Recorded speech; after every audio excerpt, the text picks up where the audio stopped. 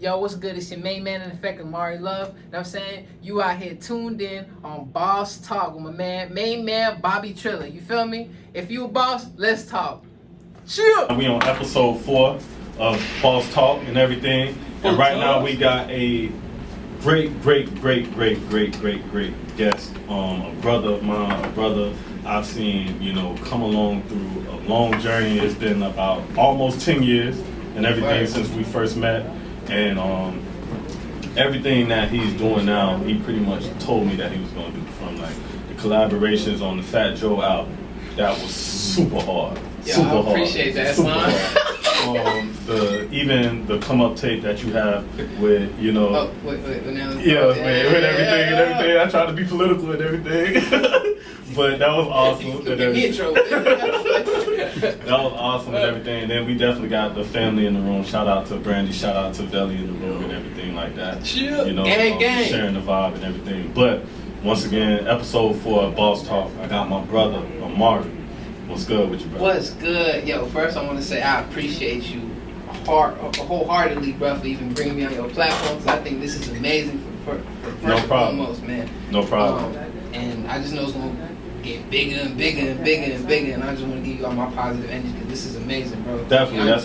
That's why I needed you on the show, man. You you mobile, bro. You make your own beats, you rap, you mix yourself. You know what I'm saying? You got this motherfucking. Come on, son.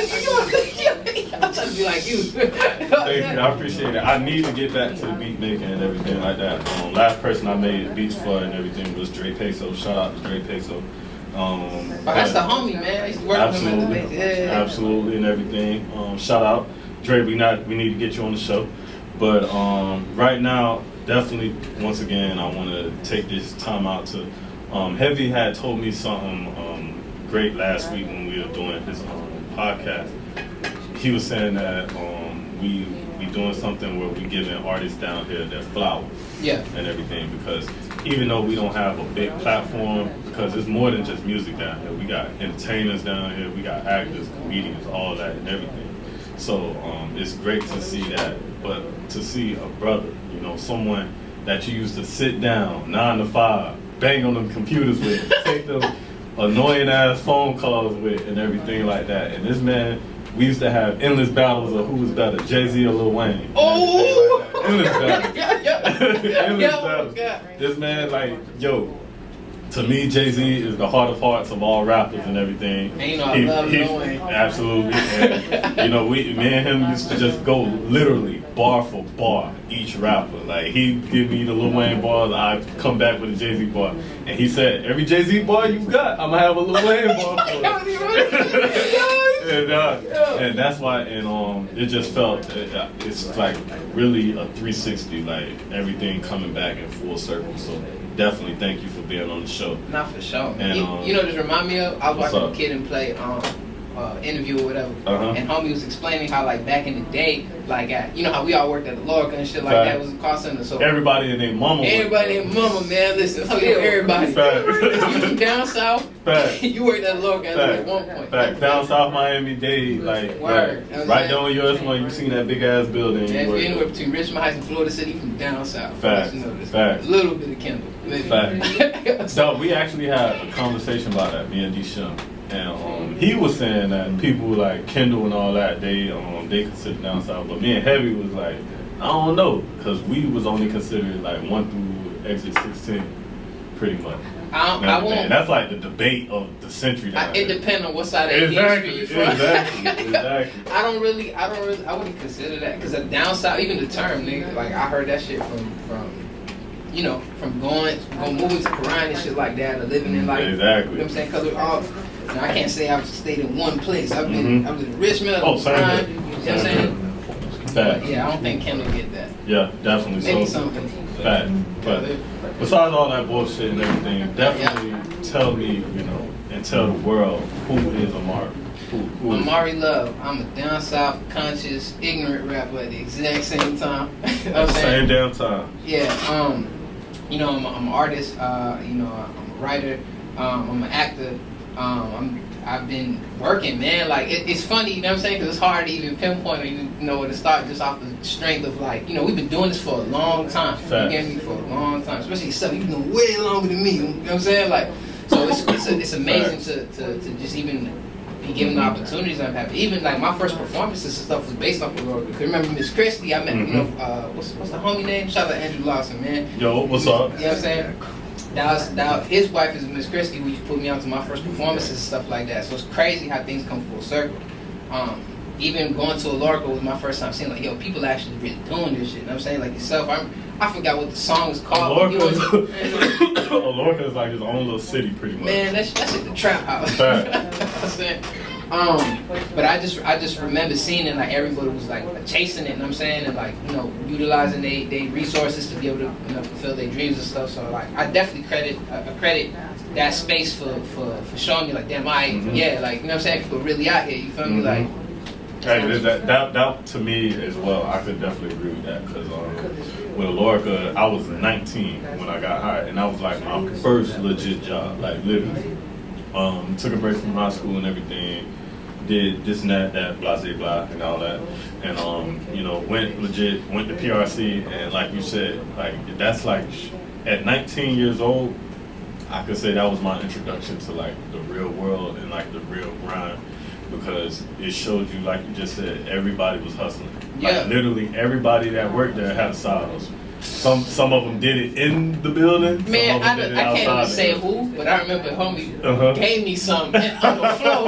You know what I'm saying? Shout out to Big Bro, man. The homie's like, yo, you need this? I said, no, I ain't got it. He's like, nah, you get paid Friday, bro. I got you. Hey, and I already know who you're talking about. Because, hey, he did the same thing to me. Shout out to him. I'm going to say it off air and everything. Yeah. Shout out to him. I'm going to let you know we bigged you up. Man, yo, love, man. Big Bro, man. Hey, that's lit. But on the production floor, so Miss Bustin' on the road. Facts. And just let me know, like, tell me exactly where the name comes from, because that's something I always wanted to ask you. A word? Me knowing your government, and that's the type of shit we on, just so y'all know. I'm not going to blurt out his government, because that's nobody's business.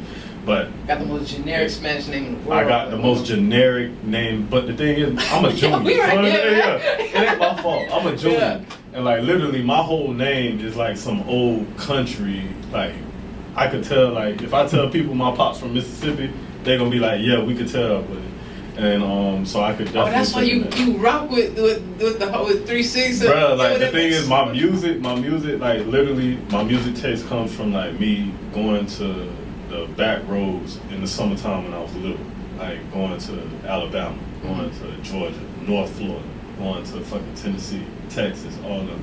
So like my music taste, it was niggas like 3-6, you know what I'm saying? I'm not talking about the Stay Fly era 3-6. I'm talking about like the hard 3-6 when them niggas was rapping. And it was niggas like DJ Zerk, y'all probably ain't never heard of that shit, but that's like some Memphis shit. And like that's why like my music, just to answer a lot of people's question, if you heard my earlier music, it definitely had that tone, because that's the shit I grew up of. But the level, back to the subject, the level that me and Amaury on is like, him and I know each other government, you know what I'm saying? And it's like, that's why I said the conversations that me and this brother had was fucking phenomenal. Man, and it's fact. And I'm glad to kind of open that up and share that with the world today and everything, and to have the people that we have here now and everything. Like I told Velly, I was like, bro, you gotta come. But I was like, I need that energy in the room, because it's like I already know the shit that we finna hop on and everything. First of all, the universe already fucked us up when we got here. You know what I'm saying? Like I don't even know homie personally, but you know what I'm saying? God bless the homies, man. That shit cool. That shit fucked up. I'm gonna get to the backstory, but first, let me know where Amaury comes from. Like, where does that name come from? Well, it's a couple of reasons why, right? I'm gonna tell you why I picked it first before I tell you, because Amaury's my middle name. Okay. I remember I picked it. It's some young nigga shit, because I remember some girl in 7th grade. I don't even forgot. I think the girl name was Raquel Thompson. Shout out to Raquel Thompson, where we at in the world. Right? What's up? And she was like, she just said it. She's like, Amaury, that sounds good. I'd rather call you Amaury than government.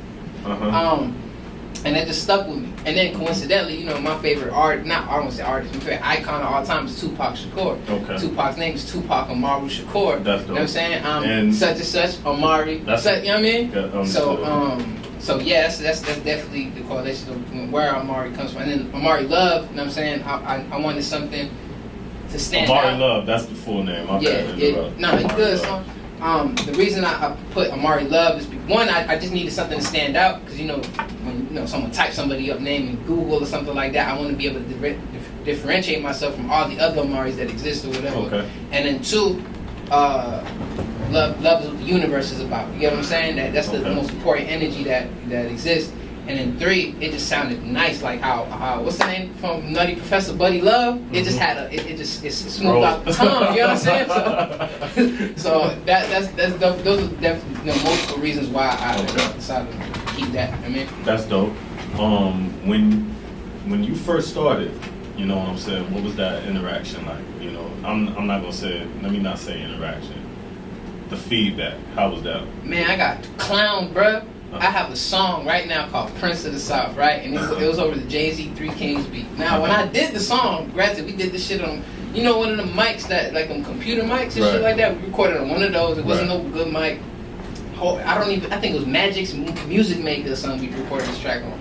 But I remember, like, just feeling like, oh, man, this is going to be lit.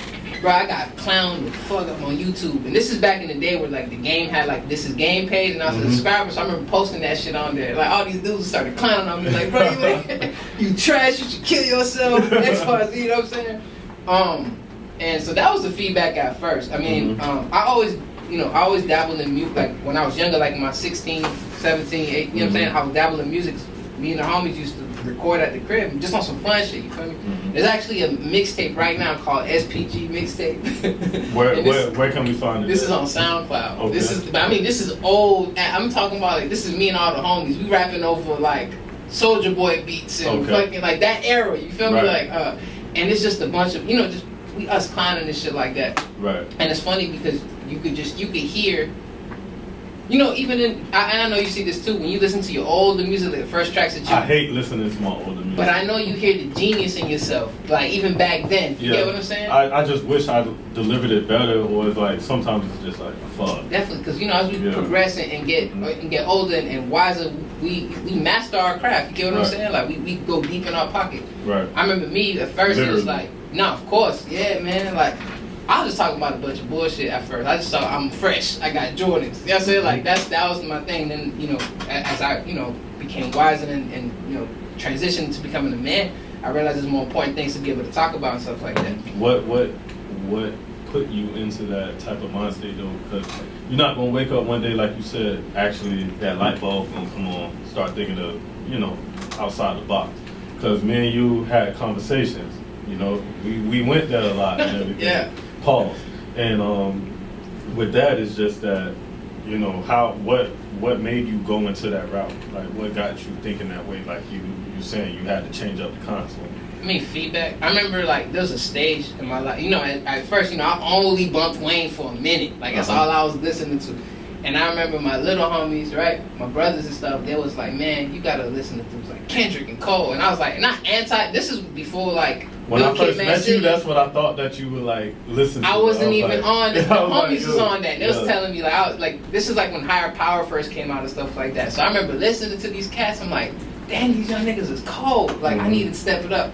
And then also thinking about, when I first decided to take rapping serious, right, the first thing I did was, like, you know, I'm going to study my favorite rappers. So I went on my way trying to listen to everything Lil Wayne did, right? Then the irony, right, you know, we having conversations about how, like, who's better, Jay-Z or Pac? I mean, Jay-Z or Wayne. And me doing that, I peeped game that, okay, Wayne's favorite rapper is Jay. Man got a J verse tatted on his body. This man, I remember just seeing the Rap City Basement freestyle where he got the all black bathing ape on, he got the hat low, and he's like, I'm a Southern boy, therefore I stunt. Yeah, he was rapping on the I'm a Hustler beat. Yeah, but the way that he was approaching it gave me like this. That's why the arguments that me and you used to have, what I would say, I'd be like, Jay-Z is the father to a lot of these niggas. Yo, and that's what flat. That's a whole different type of discussion. Yeah. So that made me think, you know, that put me to the mindset. All right, let me come out. Let me study Hov. You get what I'm saying? Because at first I didn't even, like, I appreciated Hov, but I wasn't a Hov fan.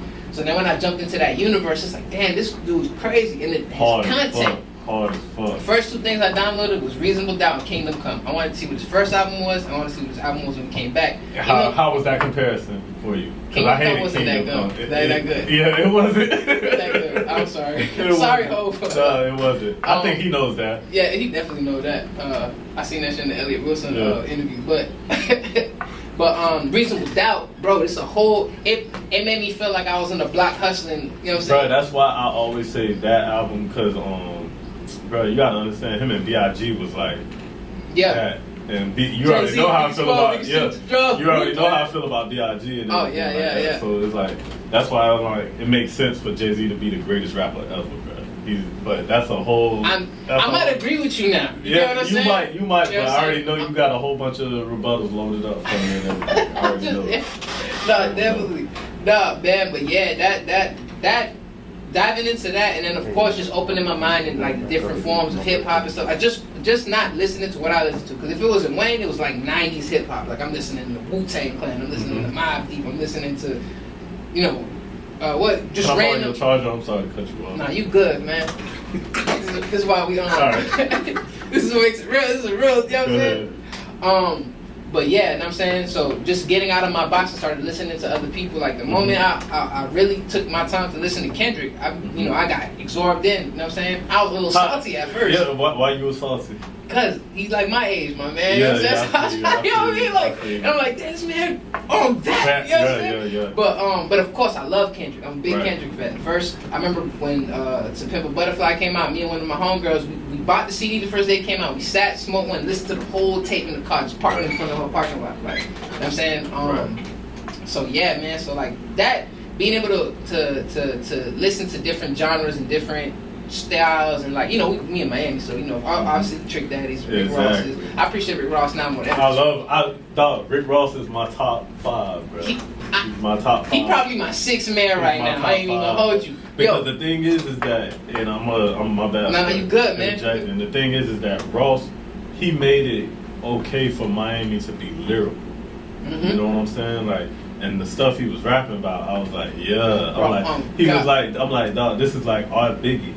Like, yeah. And at first I didn't even peep game at that. I mean, of course I thought he was great. You know what I'm saying? But I didn't realize that he's really a lyrical artist, bro. Deeper than rap, I think everybody started peeping that. Like his third album. Because Triller, like people, and that's where I borrowed my name from, since he's one of my favorite rappers and he's from Miami. From God, I'm showing you my phone. Get out from my phone. Recently I was listening to because they had the whole thing with Chainz and Ross, and they did the whole the versus battle or whatever, right? So I was just going back prior to seeing that. I was going back and listening to old Rick Ross albums and stuff like that.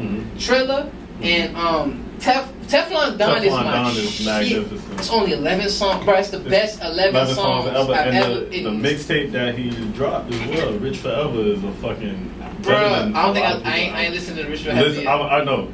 Dude, when you, after this interview and everything, when you get the chance, relax, listen to Rich Forever. I'm gonna roll me up some cookies and do that. No, that mixtape is an album, and just a Rick Ross story. I was telling Velly this the other day. The reason why Rick Ross holds a dear part of my heart and everything, and I'm gonna go there and everything, because I went to an art school. I went to New World in downtown Miami, and it was a shoe store on the end of the block, because New World is like this abandoned building in the middle of downtown. And it's a nine-floor high school, 300, 400 kids. And you had the Miami-Dade Wolfson campus right there and Shoe Gallery right there. Shoe Gallery was all where all the celebrities went. So this when the second album was about to drop. And it was a white Beamer on rims outside the Shoe Gallery. And the thing is that it was common that because niggas around that time, you remember Jody Breeze, Boys in the Hood, all them. Yeah. This was the spot they used to go get their shoes from. And they used to be shopping broad daylight. So, bruh, white Beamer, on rims and everything, big nigga come out. Has another nigga holding a whole bunch of shoes for him and everything, dumping them. And I was like, oh shit. And I'm literally walking with my book bag. I'm in the 9th grade. I'm like, bruh. Nigga, you Rick Ross, he was like, look, bro, that's me. I'm like, okay. I'm like, just best believe, I'm gonna be doing the same thing next time you see me. He was like, I believe you, little homie. and everything. And bruh, that stuck in the back of my head forever.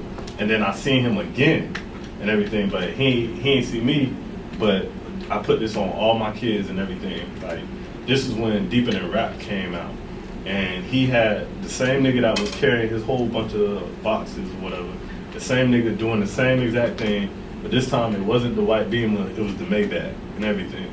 And like, I'm seeing this, that's when I was like, I would say like 11th grade. So like, that's when like in my head right there, Rick Ross is undisputably like my favorite Florida rapper, because for him, like, he don't know what he did when he told me that, when he was like, I believe.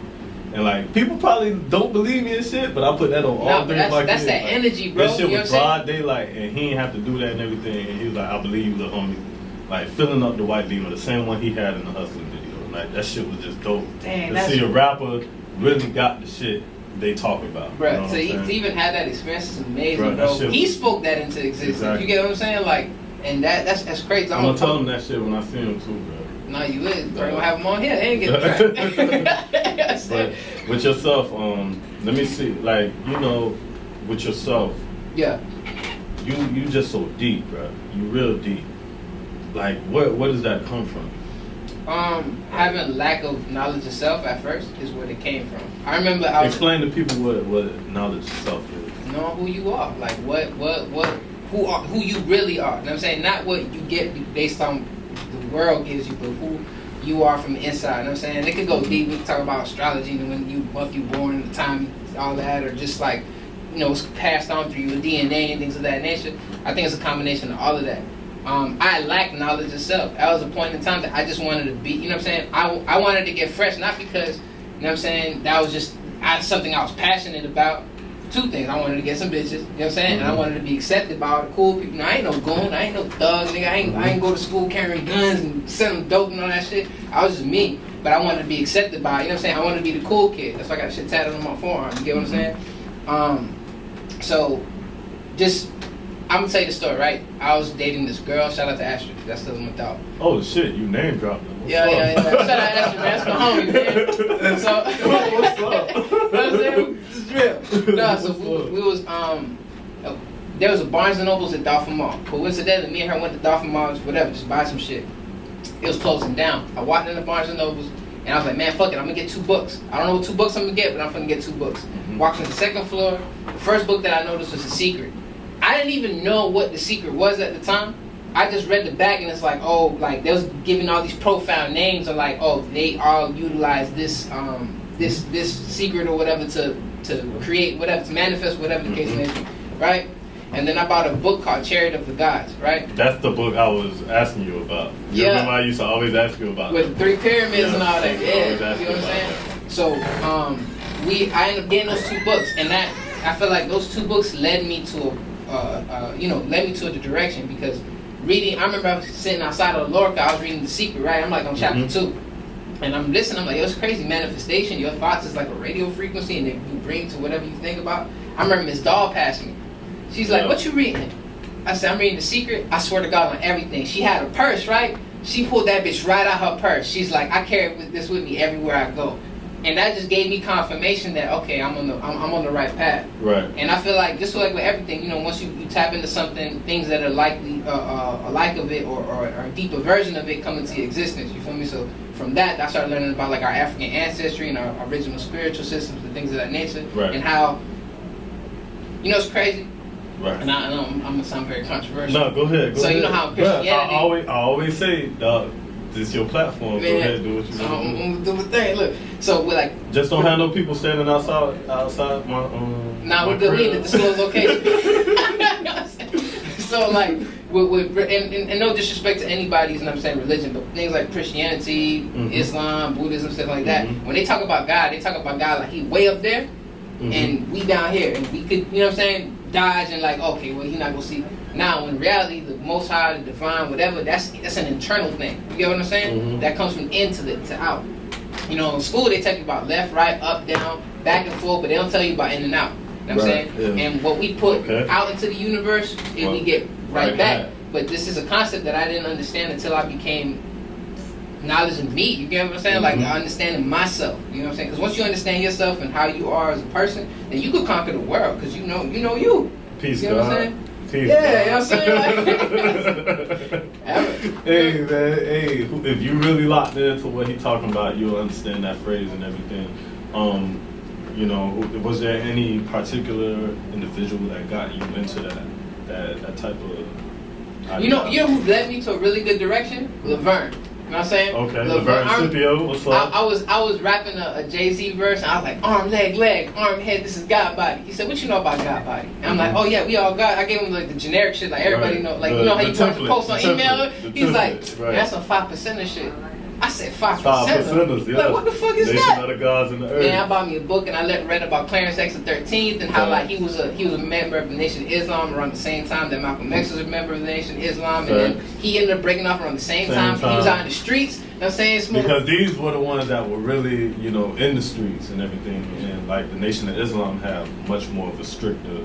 But he's like, the homie was like, man, if I can reach my people, I got to do what my people is doing. So he'll go on the block while the people are rolling dice. He'll participate with dudes rolling dice, smoking, and then he'll start dropping his knowledge in the midst of that and waking up the people that was in the situation. Because you know what it is, man. They put us in a situation to where like, we're going to give you the drugs so you guys can sell it and then we're going to lock y'all ass up. You know what I'm saying? So they making the money. You get what I'm saying? But they putting the people, you know what I'm saying? They putting the people in a situation where it's detrimental to their livelihood. You get what I'm saying? So I appreciate learning about the homie and stuff like that, and then just transition into like I'm like, okay, I want to be a 5% so bad, bro. But you know, as time progresses, you learn about more things, and someone like then I got put on to Brother Polite. You know what I'm saying? And Brother Polite. Hey man, shout out to Brother Polite. Hey, bro, if he ever watched this show, bro, having him on this show, bro, nigga, you would definitely have to pull up, bro. I'm subscribed to his thing, right? And I suggest anyone to subscribe to it. It's this thing. It's like $20 a month, but he puts you in like this group text where he talks about things happening like in the stock market and shit like that. So something were to happen. Granted, you know, if you catch it late, then you catch it late, or if you catch it early, you know what I'm saying? But I do love the fact that somebody who invested so deep into like spirituality, learning about economics and this and the third, is giving the information out to people. You get what I'm saying? And I think that's what we don't get that information growing up. I ain't go to school. I know nothing about credit. You know what I'm saying? I was pulling give me my Sprint phone. I need this flip phone. You know what I'm saying? Like I wasn't thinking about how this could affect me 10 years down the line. You know what I'm saying? I just turned 30, bro. And thinking about if I wish I knew what I knew now when I was in my early 20s. You get what I'm saying? When I see younger people, that's the first thing I do. Like, man, how your credit looking like? You know what I'm saying? You know about this? Because it's a disadvantage to us, you know what I'm saying? And you know what, we come from the ghetto, so our parents put shit on our name we don't even know about. We got a Comcast bill with $300 like how the fuck I owe Comcast $300? I ain't never, you know what I mean? I never. You know what I'm saying? The bill under your name. Bruh, yeah, you know what I'm saying? Like, it's shit that we not told, and I feel like if there was a structure for us to educate ourselves when it came to, like, things about economics and things about just, even Rick Ross said on the fucking Drink Champs, he's like, if I could give anybody some advice right now, save money. Bro, we used to make bread out of Lorca, bro. Everybody was cashing out on commission. What? Man, hell yeah, bro. Especially when the dream managers was out there. When the niggas was really trying to make sure we had our bread. Bro. Bro, but I was just spending money on bullshit. I was getting the brand new shoes when they first came out. I was trying to get all the tattoos. Hey, everybody had the J's and shit. Man, I ain't never. That's what I love about down south people. Everybody look like they rap, even if they don't rap. Everybody got chains. Everybody look nice. Everybody, you know what I'm saying? Everybody doing their thing, bro. Like, but I just wish that there was also, I put in the time to educate myself younger to be able to put myself in situations where I could be economically empowered. You get what I'm saying? And I'm learning about it now, and I'm grateful. You know what I'm saying? My parents come from Puerto Rico, you know what I'm saying? My dad was a musician, and that's dope. You know what I'm saying? He did some great things, but at the end of the day, and I'm not trying to shit on my dad, I love you, Dad. But shout out to Pops. Shout out to Pops, man. Chaito, man. But at the same time, he wasn't knowledge as far as like the business, the music business is concerned. You get what I'm saying? Exactly. So you got someone paying you, you living, you traveling, you seen all this shit. But when you go home, you don't see that. And with the older generation, and like you said, it's not to shit on them or nothing. But I think with the older generation, they were so caught up in just being out there and everything like that. As far as the business side of it, it wasn't too savvy because like even I was watching Cadillac Records the other day, and it was just they was talking to Chuck Berry, and Chuck Berry, black dude, invented rock and roll music pretty much, and the white dude was pretty much putting up the label, and the radio company was like, all right, if we play this record, we about to make you extremely famous and him extremely rich. And Chuck Berry was like, oh, let's switch seats for a minute and everything. Let me see how that feels and everything. So it's just like you said, I think with the older generation, they were just so caught into actually doing the craft, perfecting their craft, that somebody came along and was like, yo, let me put some money behind you and put you out there. They wasn't too keen on. Yeah, they was grateful for the opportunity because it came from nothing. You feel me? And then when you give somebody something, it's like, yeah, we got all this money right here, but we're gonna give you a little bit of it because you're not used to this money. It feel like the world. You get what I'm saying? Mm-hmm. And yeah, I definitely feel like my dad didn't really have that information. And I you know what there's no like you said, there ain't no slight to him. Yeah, no, he did exactly what he had to do. What he had to do. With opportunity and shit. Exactly. I'm here where I'm at because of my pops. You know what I'm saying? So I'm grateful. But you know what I'm saying? I want to break that generational curse. You get what I'm saying? So that way, when my kids and my kids' kids and so on and so forth, they don't gotta experience that. You know what I'm saying? What I experienced. Right. I mean. Right. That's dope. That's dope.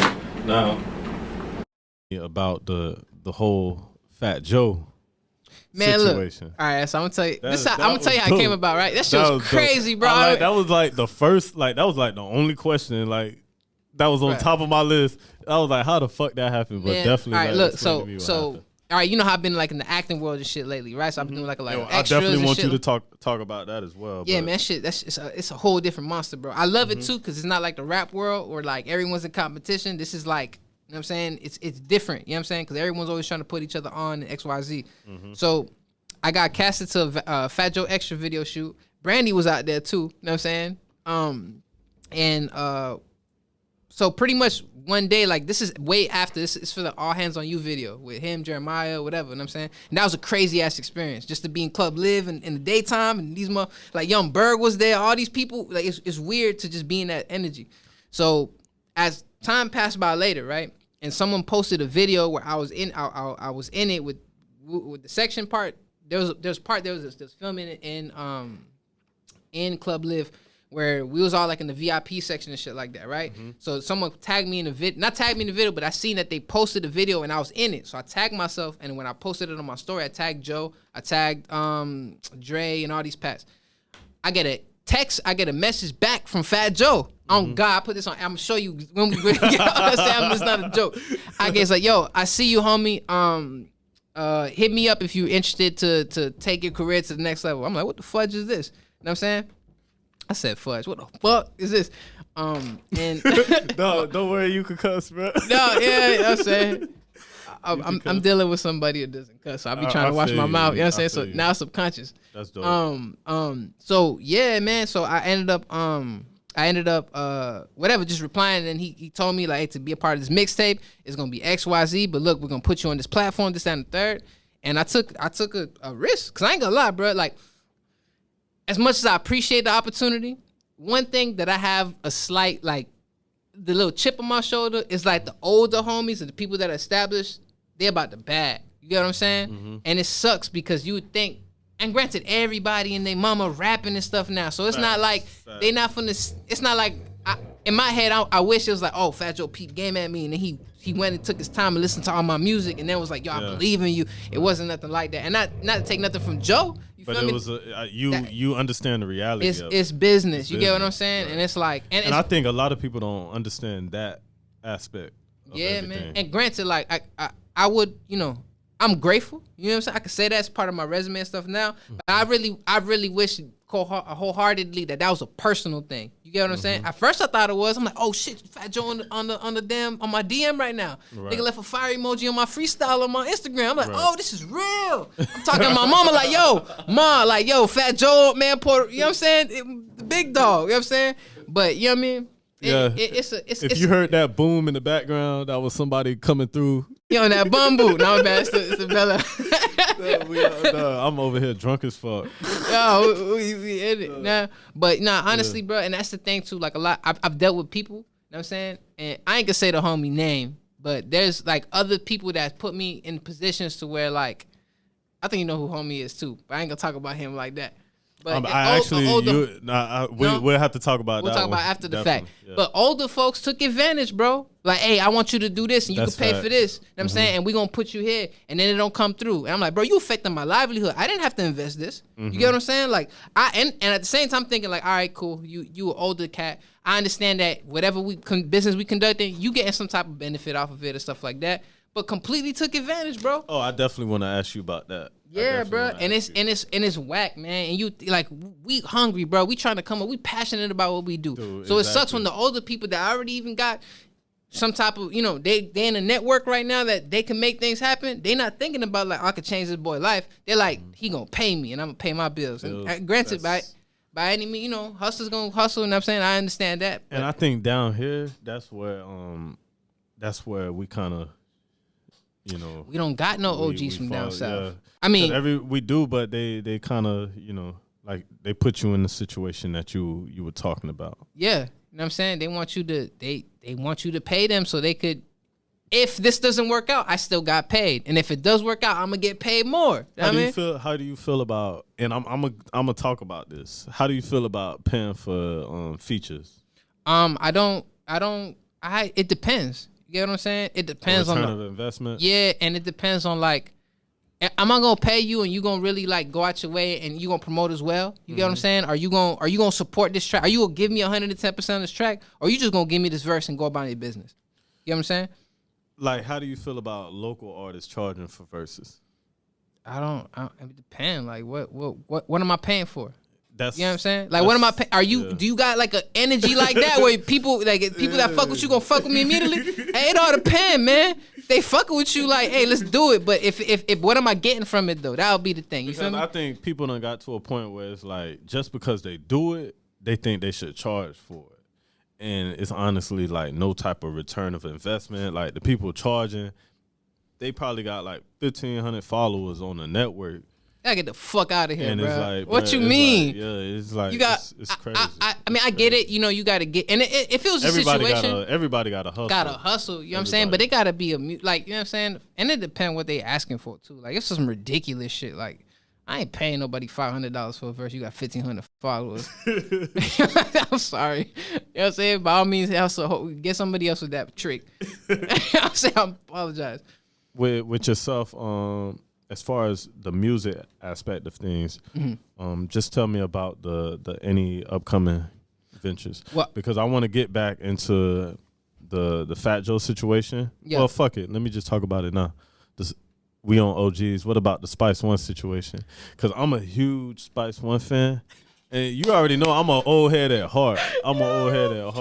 Yeah. It's like all that type of rap music is what I listen to. Spice One on fucking MC8. I was just listening, pulling up here to DJ Quick. Oh, I ain't had the music playing on because Valley was in the whip. Yeah. And everything because I was talking to him and shit. But like 187 proof. That's the type of shit I listen to. Yo. And, but where did that come from? Man, Spice One is a real one. Yo, man, chill up. Spice One is a real one, man. Like, I'm telling you, right on my birthday, bro. I hit the homie up because I seen, you know how these OGs do, they do posts like, hey, you looking for features, this, that, and the third. Holla at me, hit him up on the email. And he named the price. You get what I'm saying? And I was like, look, I'm gonna be honest with you, my brother. I was really just inquiring because I'm not in a situation where I can, but I appreciate you just giving me the information. He's like, name a price, bro. And I gave him something, it was like 20% of what he asked for. You get what I'm saying? And he's like, I got you. It's gonna take a little minute, but you gonna get it. You get what I'm saying? And I'm like, what? And one of my biggest goals, bro, as a Pac fan, as someone who ride with Pac, sorry, Diddy, I love Tupac or whatever, you know what I'm saying? But is to work with all the people that really fuck with Tupac. The last song that Pac recorded was Fame, and Spice One was on there before he went to Vegas and got shot. Oh, that's lit. You know what I'm saying? You know what I'm saying? Yo, you got all the little Pac trivia and everything like that, so... Man, that's dope as fuck. Yo, I never knew that shit. Bro, I love Pac, bro. I love Tupac is like, you know what I'm saying, who I look up to. Even though I think he made a lot of mistakes, but at the end of the day, I feel like people are put, he did what he can. 25, 5-6 movies, you know what I'm saying? Yeah. He only person made more solo records than him is Eminem. And it's because I ain't. It's like But that's a touchy subject, and I don't want to get in trouble. yeah, I don't want to get trouble either. Shout out to M. I need that verse in like 5 years. No, but I'm talking about the Pac. Oh yeah, bro, it's crazy, bro. Yeah, It's the crazy, Pac situation. man. It's crazy. Because to me, I see Pac as like he was great. He was just like. He was a kid, bro. He was 25, Yeah, bro. it's just like, it's like, yeah. And at the same time, look, I get it, Nah, man. I'm in as jail far and as- everybody shit on me. And this big homie was like, look, I know they shitting on you on the East Coast. Everybody do slick. Yeah. Like, bro, I heard some shit. I didn't even the believe back, it, right? Like, people like De La Soul was taking slick shots. Oh, you know yeah, what I'm that's saying? why Fucking he dissed De La Soul on Fugees was taking slick shots. Yeah, he dissed all them niggas Man. on that one song, damn, Against All Odds, right? Yeah. And you know what's crazy, too? It's just a lot of shit in the back end. I don't know if I should be talking about this. Cause I don't but that's what I'm saying. I'm gonna just talk like- about it because I don't give a fuck. I'm from Miami. Gotta find me. Listen, like even somebody like the whole situation when he got shot at Quad Studios, right? And supposedly, someone like what's it called? Haitian Jack and the other person was involved. Haitian Jack was the manager of the Fugees. Right. I'm listening to a Fugees record. They talking about you know how New York rappers rap? They do the whole subliminal stuff like that. You could like the timing. You could completely tell that this was Pac. You know what I'm saying that this was aimed at Pac. Who's a person on popular media right now that this is going through, and you guys are talking about a situation just not naming his name. You get what I'm saying? So I can understand why the man came out with so much rage against these people that was trying him when he was in the situation. He was hurt. He was down. He was in jail. And the only person that get him out, Suge Knight. Yeah, he put him in a situation where. You know, it is what it is. You get what I'm saying? But at the exact same time, nobody else was looking out for the homie. And it's crazy, bro. You passionate when it come to Pac. Man, bro, it's fucked up, bro. Man, I was 25 and got shot, bro, off of some shit. Just being loyal to the homies. You get what I'm saying? Mm-hmm. Buddy Whisper son is, hey, that's the dude that did XYZ.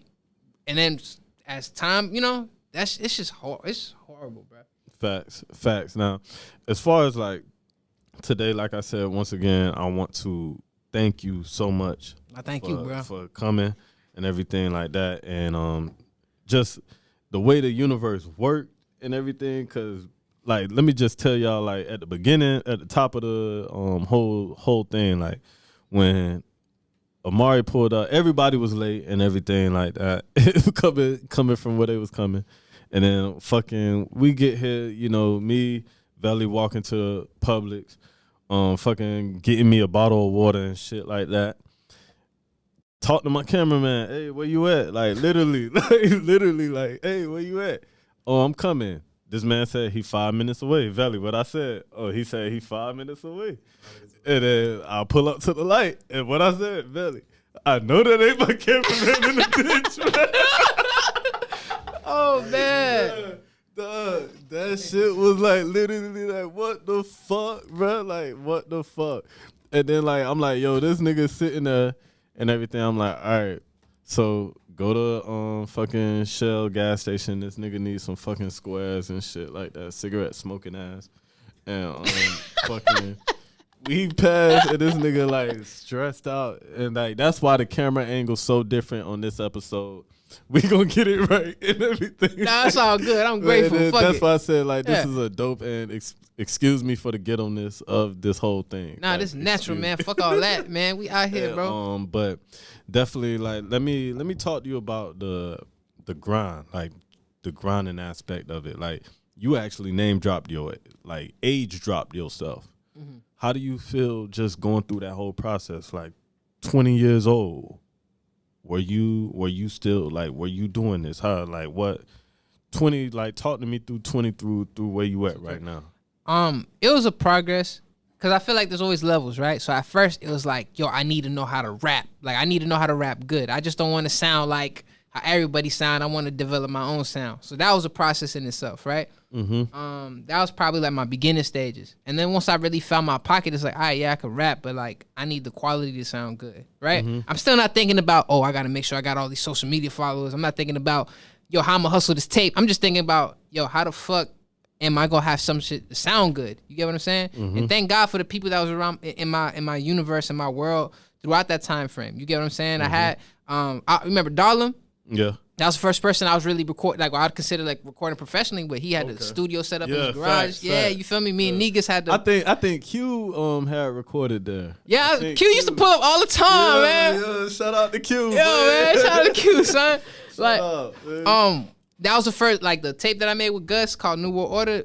We had did that all in Darlem crib. You feel me? And Darlem's a genius, bro. When it came to the whole mixing aspect. As a matter of fact, I forgive for not name drop you earlier. He was one of the people that pointed me into the direction of spirituality as well, because he put me onto the Hidden Colors. And once again, what's DVDs. his name? Darlem. Okay, and yo, D Nasty, man, what's popping? Yo, what's popping? D Nasty, what's good? Hey, y'all, once again, shout out to tuning in and everything. I'm getting a lot of hits and everything right now. My phone jumping, so excuse me. So a lot of people were like, we got the story. Shout out to Belly. Shout out to all the noise here and everything. My brother, man. Like, Brandy. shout out. They got us jumping in the stories right now. So that's a good thing. And just that whole process, you meeting the people that you met. Yeah. And everything. How did that help along that journey? A lot. I feel like you need help. You know what I'm saying? Like, you can't do everything by yourself. You know what I'm saying? And a lot of times I've been fortunate to be around people that uplift me. You get what I'm saying? Uh-huh. Like me and the homies, my brothers I grew up with in Piranha and stuff, like we're still tight to this day. Mm-hmm. That's the people I started making music with. You know what I'm saying? You know how you with your friends and shit like that, and y'all, you know what I'm saying? But as time progressed, people doing their own thing. Someone moves to Orlando, someone moves to North Carolina, and God was fortunate to put me around people that are passionate. You know what I'm saying, like yourself, like Mondo. You know what I'm saying, like Brandy, to be able to that are pursuing. You know what I'm saying? If not the same thing, something similar, you feel me? And we all have our best interests for each other. You get what I'm saying? Mm-hmm. So, and the people that wasn't, that had their own self-interest in mind, they ended up getting weeded out and stuff like that. Mm-hmm. And not, I never had no fucking malice in my heart, bro. I never put somebody you know what I'm saying? Like, have you ever gotten that back in return? Yeah.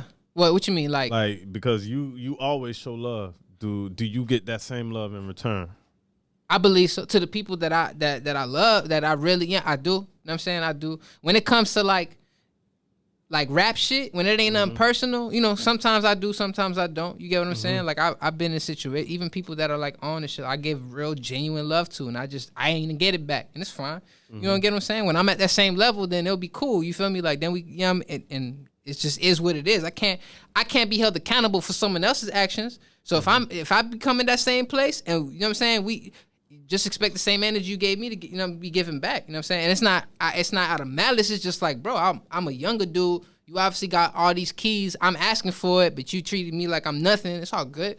You know what I'm saying? So facts. Yo. Shot. Yo. Yo. Like we just like looking at each other like, damn, this nigga is spitting facts right now. Yo. As far as the journey, like the marathon versus the race, okay? Because this has been, all of us have been doing this for a long time, and we've seen people come and they pop instantly, and then we've seen people come and disappear as well and everything. How do you just explain to me your experience during that, and how has that helped you going along as well? It used to discourage me a lot, being that, especially now that I'm older. You get what I'm saying? Like, this nigga 20. Well, how old? What's his man's name? About to say 21 Savage. NBA Youngboy, 20 years old? Mm-hmm. That shit crazy. This shit hurt me. You know what I'm saying? But at the same time, that's why I was like, the marathon versus the race. Yeah, you get what I'm saying? Damn. It's just, it's a progress, and it's like, I think it's a greater value that you just sitting and putting every brick slowly but surely. You get what I'm saying? Because then when you do reach that stage, you have the work shown that you've done this for a very long time until you got to this point. It ain't like if I was 18, if I was 20, and I got that opportunity to be big, I would have blew it. I didn't know what I knew now. You get what I'm saying? It took time for me to educate myself and know what I know now. If I was, man, let someone give me, you know what I'm saying? I'm in a situation where I get money, I will be able to actually invest it the proper way. I'm not gonna blow this shit on Gucci slides and fucking and Louis Vuitton hats and fucking and Balenciaga. Fuck Karen company that owns all these brands because I'm sorry, I'm probably gonna get in trouble. But I'm just being serious. You get what I'm saying? Like I'm not gonna blow it. I'm gonna invest into myself so I could be able to get. Because at the end of the day, if I were like, I'm gonna say this right. This is an embarrassing story, but I'm gonna say it anyway. The $1 billion Baby Entertainment had a showcase right in Charlotte, right? And they had this thing where like you submit and you had to pay I think like $500 and shit like that, and then you perform at a showcase in Charlotte, and whoever gets picked. At first they said it was 15 people, right? So in my head I'm like, yo, I gotta do this fast. 1 out of 15, the odds are really good for me to do this shit. Right. When I go there, it was 60 people, but nonetheless, right. We go like I went ahead. I went on my way for this, and I'm saying I had to borrow money. I had to do a whole bunch of shit, and I'm thinking to myself, "Fuck it, I'll take the L and get signed because I know what's gonna happen. I know they're gonna take my publishing. You get what I'm saying? I know this, but I'm thinking like, all right, fuck it, I'll do this, and I'll be a slave for whatever how long I gotta be a slave for. So when I get out, I'm gonna have some shit worked in the back end. Right, exactly. So when I'm out, I'll be able to do what I would do. I'll just use that as a platform to get some more light. Right. So I go out there, whatever. I ain't gonna lie, the Baby wasn't there. I saw Stunner for Vegas, but he just walked in and walked out. When I did my little performance shit or whatever, one of the cats in there, they just DJ Kid gave me like good feedback. He was like, nah, you ain't making enough eye contact. You know what I'm saying? You should have been there more engaging, whatever. I'm like, all right, cool. Granted, I didn't think the same. I didn't have the same opinion. You get what I'm saying? Because I think I did what I was supposed to do. Then I don't even know what he does. I don't know who he is. Shout out to you because you pissed me the fuck off. Yo, shout out to you. But he was like, I don't like it. Man said, I don't like it. Man shook his head again and said, I don't like it at all. Bro, when I tell you I got so mad, I'm like, bro, you don't understand what people had to go through to have this situation. But at the same time, I'm at y'all space. I'm not from Charlotte. You get what I'm saying? It's all y'all niggas in the room. It's just me. We not even performing at a stage. I'm in the studio on the floor. Y'all elevated, so it look weird. You get what I'm saying? I don't feel, so I just took it. I just took the energy. Other dude was like, man, yo, I ain't gonna lie, you know how to rap. You got that. But at the same time, you gotta make it for the listener and this, that, and the third. And I just completely disagreed. Because if Kendrick came and did the shit that he do, y'all probably would, and he wasn't a nobody, y'all would probably told the nigga the same thing. You get what I'm saying? And like, I ain't gonna lie, I was hurt. You know what I'm saying? Like the Baby, my new favorite artist as far as someone, just me getting put on something, seeing how he grinded and got to that point and how he established his business. You know what I'm saying? Say what you want about how he raps, you know what I'm saying? But as far as how he came from the dirt and put himself in the situation, I like that. You know what I'm saying? So I was willing, I went on my way to make that situation happen, and I got shitted on. You get what I'm saying? And it's all good. I ain't gonna lie, put me in a space where I was like, this ain't, you know what I'm saying? This, should I keep doing this shit? And I just know it was guys. Boy, I had that conversation with myself a whole bunch of times. Bruh, should I keep doing this shit? We got to. We don't stop, bro. It stops when you stop. You get what I'm saying? We have to keep going. Why would we even invest? Why would this even be thoughts in our mind if this is not what we're supposed to do? That's facts. That's why I literally like changed like my whole sound. So I was like, if I'm gonna do it, I want to do something else. And then like when I had went to too much of that shit. when I had went to Detroit and everything, and met the people I met there and everything, and got put on to like a whole new sound and everything. Like I was just like, you know what, let me try this shit. You know what I'm saying? And that's where like the Boss Up record came and shit, because that shit's so hard. Because the Boss Up record was like literally like the first beat that Mike D had let me slide on. Shout out to Mike D, that Ohio player. He be like doing like that West Coast like live instrument type shit and everything like that. So like his beats like really heavily West Coast inspired. That's why with Boss Up it sound like, you know what I'm saying? Yeah, like, I ain't gonna, oh my God, bro. That was my shit, and bro. Like when he did the Cashing Out EP and everything like that for me, he just really gave me that soundscape, that vibe. And like I done had that conversation like, bro, like I don't want to do this shit, or this shit costing money. Like I ain't even seeing back and shit and everything. And it's cool, like, you know, you put something together, you put it out, people compliment you on that. But at the end of the day, it's like it's sometimes it's that factor of like, fuck. Like, you know what I think it is? It seems that we need so much to gain what we necessarily need. One of my boys, right? This was when I worked with my cousin way back in the day. He told me like, yo, you should get this book called How to Make $100,000 a Year Off of Music, right? It's a book. It's a book, and I'm like, but he broke it down to the science of it. He's like, all right, if you have a solid 1,000 fans, invest $25 every 4 months, you make $100,000 a year off of music. Yo, 1,000 fans doesn't sound outreachable, bro. Not 1,000 followers, but 1,000 fans. Because it's different. Yo, there's people right now that got 15K followers, 20,000K followers, but we get the same views on the video that you drop if you don't promote it. You know what I'm saying? It's a difference between engagement and how many people that you got following you. You get what I'm saying? If you got 1,000 people that really like support you and you drop something every 4 months and they invest $25, whether it's a shirt, a hat, a sweater, some pants, shoes, hats, whatever, you will make $100,000 each just off of music. You get what I'm saying? Just off of you being your brand. But what they make it seem is you got to get signed. You got to have 15,000 fans. You got to have 20,000. You got to have 100,000 fans. They make it seem outreachable. In reality, it's reachable as fuck. I saw someone like Nipsey Hussle had sold 1,000 CDs at $100, made $100,000 in one day. Facts. You get what I'm saying? And it's not like they was giving him the energy that he had after he passed away. You get what I'm saying? He's doing the same shit we was doing right now. Right. You know what I'm saying? I seen it. Grinding, literally grinding. What's her name? What's the name? Was it Susie Rocks? Something like that. She got a video where she was in the studio with Nip, and she's from down here, and I'm like, damn, that's Susie Soprano. My bad. Shout out to Susie Soprano. She in the studio with Nip, Yo. and it showed me like, yo, homie, a real one. He in the studio with local art. Why he didn't? And this is when he got the beard and all that. It ain't like this was when he. This ain't like when he. This is the marathon. It's this is. Yeah, and it's like that's amazing, bro. You know what I'm saying? And I see he had the chains tucked in. You know what I'm saying? Oh yeah. Right. Nah, but that's what I'm saying. Like, homie, that and the thing, I love Nip, bro, and I feel like I met the homie one time, and I was scared as fuck, bro. I ain't gonna lie. I promise to God, I didn't even have to say nothing, bro. I was at my old, shout out to Larry Dog, my OG. You feel me? Like, he had sent me a message. Yo, shout out to Larry Dog. I gotta get you on the show one day.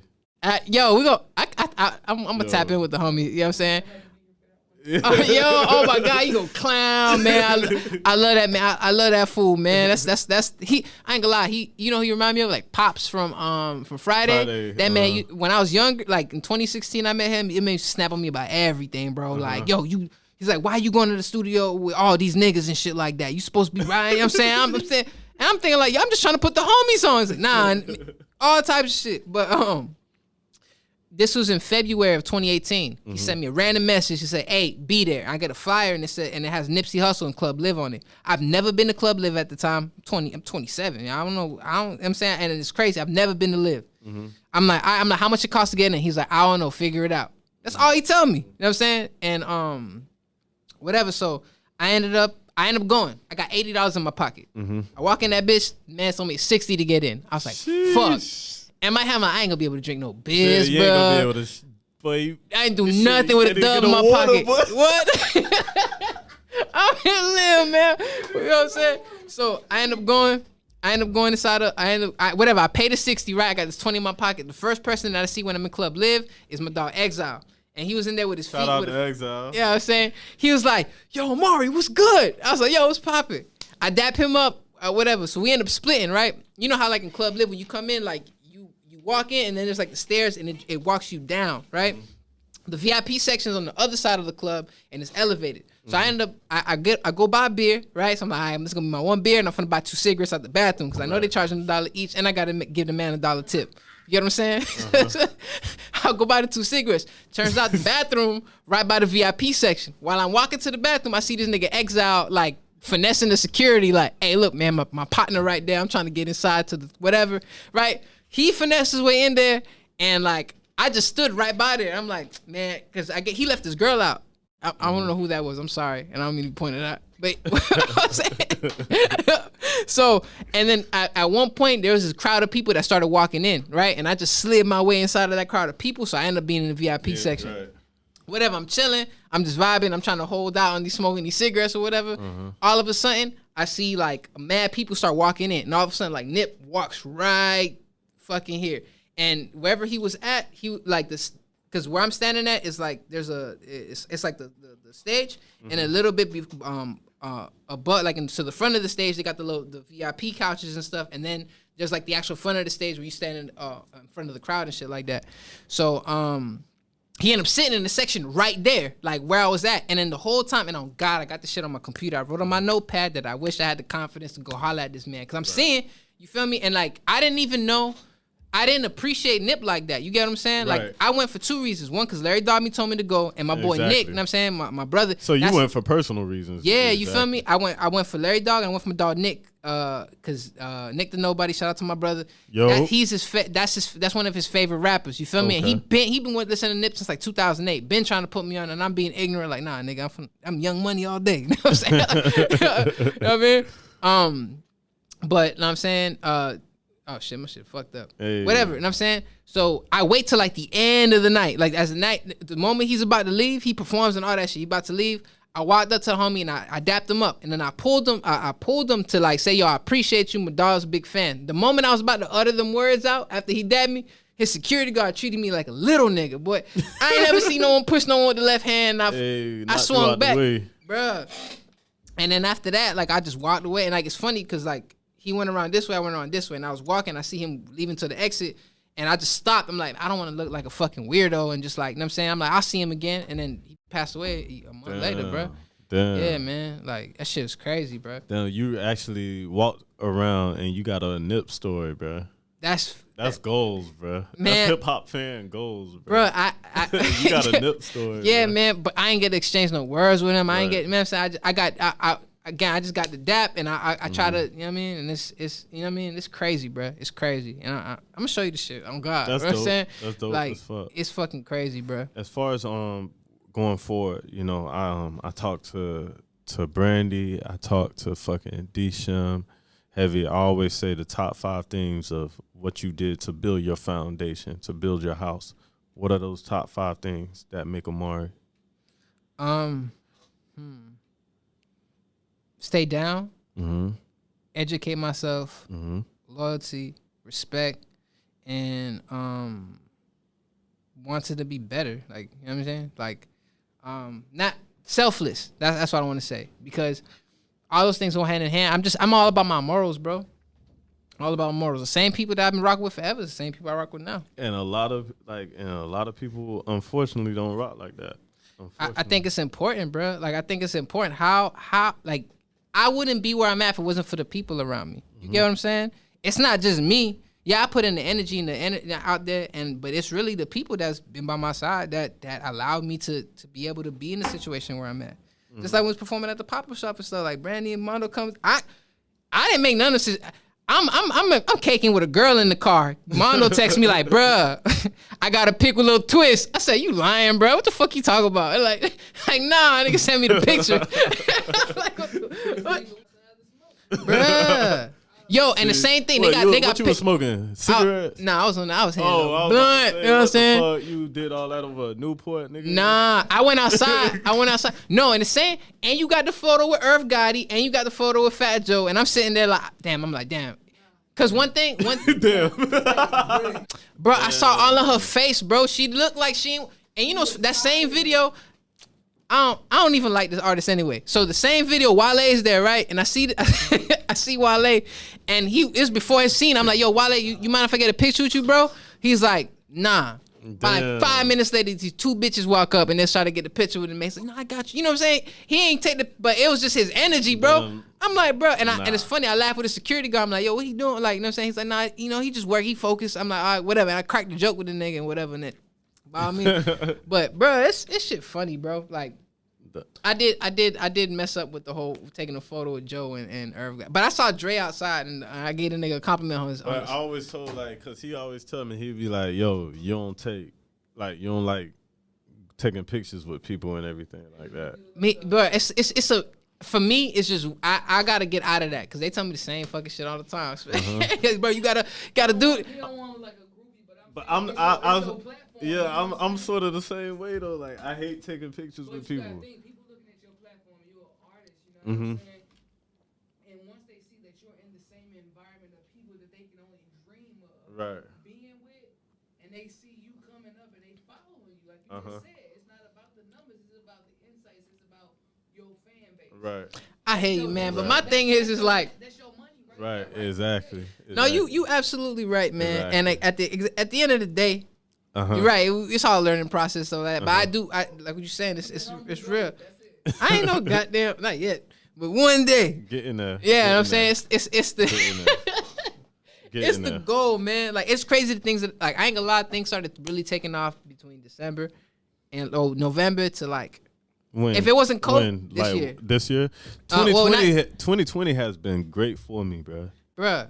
And Like, I don't 2019 shit was like that's how it was like until the shit ending against the point. wall, until bro. the ending of 2019, like November, December, that's when shit started manifesting and shit like that. Like for real. You get what I'm saying? Things started like I met this casting director. Shout out to Shakira. That's my dog. She ended up put me on game into this group chat, and like every time there's like a casting or some shit like that, she sends it or whatever. And I remember as Matt, let me backtrack a little bit further. Shout out to my sister. Shout out St. Combe. She ended up. I remember we was chilling. She's like, "Hey, you want to go to this video shoot?" I'm like, "Bet." I'm thinking this is some like you know we shoot videos around here all the time. And I'm going to somewhere in Wynwood, right? I'm looking around. I see professional cameras. I'm like, "What the fuck is this?" She's like, "Oh, we're in the Love and Hip Hop set." Said Love and Hip Hop. I'm like, "What the fuck?" So it was like a right place, right time. Bruh, what? So I'm walking around, I'm looking at the cameras and all types of shit, and I'm here asking questions to the production people and stuff. Like, oh, what's this? Like, what y'all got this pad for? This, that, and the third. Right. Granted, I don't know nobody on the cast. I don't know, at the time, I don't know who the fuck, what's that man's name with the dreads? He was there. I don't know. What? Huh? Nah, man, the funny man, bruh. He tried to talk to my ex, bruh. He owed me the fade. No, I'm just playing. He owe me the fade. Nah, what's the man's name, bro? It's a joke. What's the nigga name, bro? What he got the tattoo on his forehead, man. Oh, chaotic, bro. Yeah. Chaotic. That nigga, I was standing right next to the nigga. I'm talking to him, dog. He's like, "Hey, you know that's one of the cast members, right?" I said, "Who?" He's like, "It's Chaotic." I said, "I don't know who the fuck that is." He's like, "Look the nigga up." Yeah, he's like, "Bula." You ain't never heard of damn, what was the song he had? At the time I didn't know who the fuck that was. You know what I'm saying? So whatever, you feel me? Like, and then that put me into that universe, and I'm trying to see how like even the whole reality show shit, it's like 50% real and 50% fake. You know what I'm saying? Like, I think the people in there and what they experiencing are real, but what's scripted is just like the setup. You get what I'm saying? Oh, this person don't like this person, and we gonna put them together. They don't even know they're gonna be in the same space. You know what I'm saying? Like it's some I think it's season 2 where like Amaury Negra fought the chubby Spanish bitch. I don't even watch the episode. No, that was season 2. No, it was the other bitch. It was before season. It's a picture on my phone that I got Amaury. It's in the scene on the TV where Amaury Negra is like she's about to cuss this bitch out, and I'm like right behind her. Whatever, you know what I'm saying? I was like, oh, this is lit. This girl's so damn thick. Shout out to Marlon Negra. You my crush. Yo, shout out. Hey, I got my cousin on the phone right now. He just sent me a message because he actually watching and everything. He was seeing the stories. And he said, how much you said they was? 15? 15. He said he got mac and cheese bowls and everything. Go Chef J305. Y'all follow him. Chef J305 got the mac and cheese bowl. You got the vegan bowls. You got the vegan ones, man. Just expanding on like that, just being in that whole atmosphere, like you said, the reality television, and then seeing how that side of it works. How has that helped you just moving forward? It allowed me to learn a lot of things. Like I see that it's not far fetched to do what they're doing. You get what I'm saying? Like, as far as like setting up, you gotta think about it. If I wanted to do a video at one of these events, it's nothing for me to contact the people that are doing that own the space and be like, hey, I know that you guys, what's your slowest day that you don't have too much people going on? What if I could bring 10 more, 15 more people in here, but we just trying to shoot this little thing? Yo, how can we conduct this business? That's what they're doing on a major scale. Right. You know what I'm saying? But at the exact same time, it's not far reach for us to do what they do. Facts. It taught me that what we see on TV and like, it ain't they not living that like, not to sound crazy or nothing like that, but at the same time, people sometimes are put on a pedestal, like, and like, especially in the TV gonna do that. It's gonna make you look bigger than life, but we live in the same way. You know what I'm saying? You know what I'm saying? And especially it would be bullshit if you treat me any different than, you know what I'm saying? Just because you in a different platform, like, nah, we live in the same type of lifestyle. We do the same type of things. Like, just because you on TV don't make you any different than me. You know what I'm saying? Like, so it just let me see that some of the shit is real. Like, people actually have, like someone like Trick Daddy, right? It was dope. You know what I'm saying? He opened the store, like the Sunday spot and shit like that. That shit is fire. I had that shit one time because they had it at the set. You know what I'm saying? Oh, like, that shit is fire. I always get the fried chicken when you done. I ain't gonna lie, the collard greens was fire, my nigga. Like, I had to pull the meat out, but after listen, that shit was. So good. wait, you vegan? Yeah. All right. Like, I mean, I dabble with cheese here and there, but I know that's not good for me. Like, I'm just, you know what I'm saying? I just don't eat meat for sure, like, at all. look who calling, the cameraman calling and everything. I'll talk to him later, bro. Text. I'll have that. Yeah, get that with some milk. Yo, hello, son. No, I don't want to interrupt you and everything like that, because I'm like, what made you, cross over to vegan?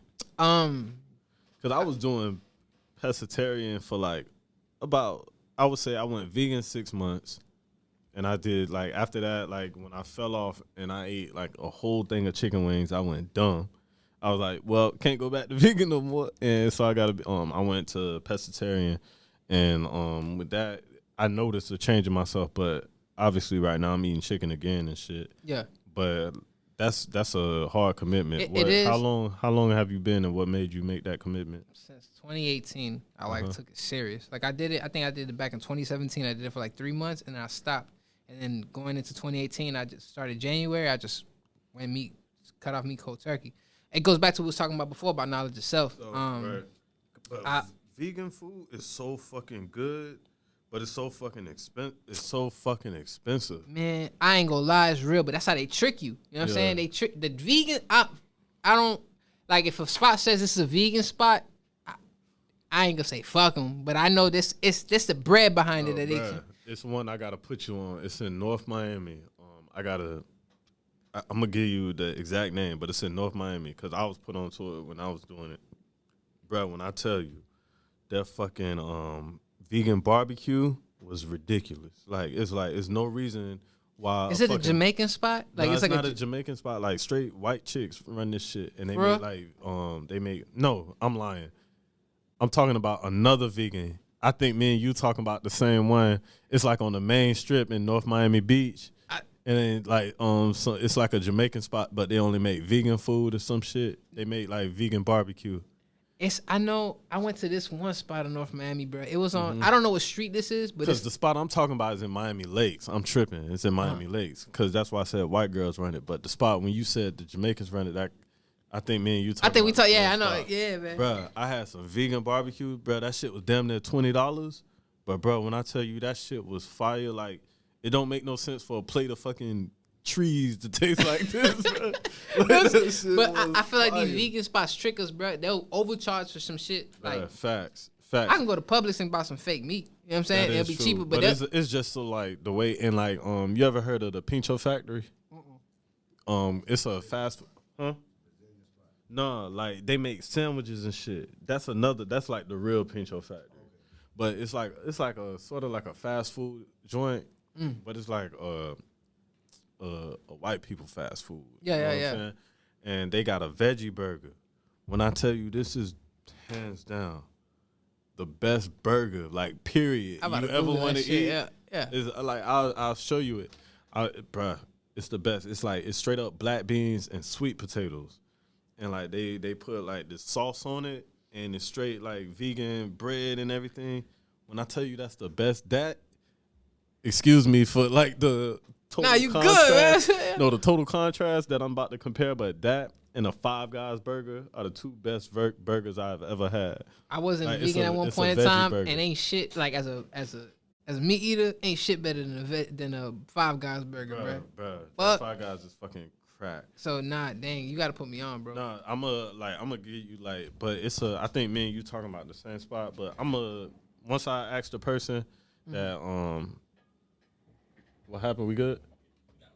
Oh, we gotta wrap it up. Oh, my bad. We was talking our ass. Dang, we went an hour and 15. My bad.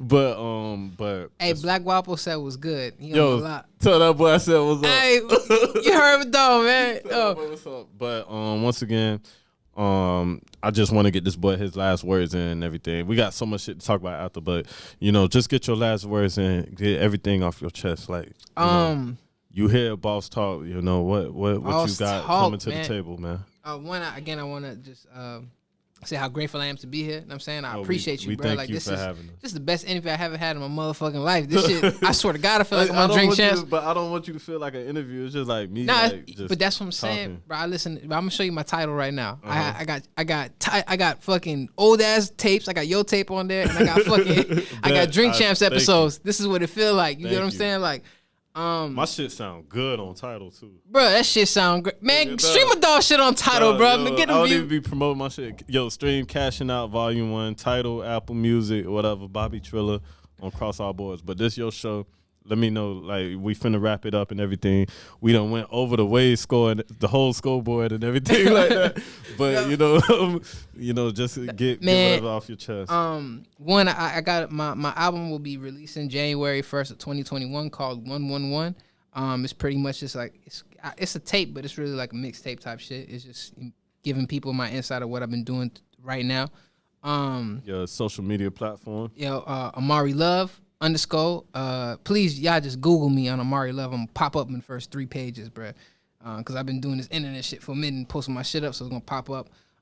Shout out to my peoples, man. Shout out to the squad. You know what I'm saying? Shout out to Brandy. Shout out to Most Velly. Shout out to Nick, Camera Carl. You know what I'm saying? Fat Boy did every tape. I mean, fucking song on the tape besides one. Oh, okay. Shout out to my family. Shout out to DJ EFN. That's my OG, man. Damn, I ain't even get to talk about that shit, man. Yo, shout out to EFN, we man. definitely doing a part 2. Like that. Definitely. 4 times. I've been smoking, but yo, thank y'all. Honey. We better crap over this bamboo bottle, man. Fuck up.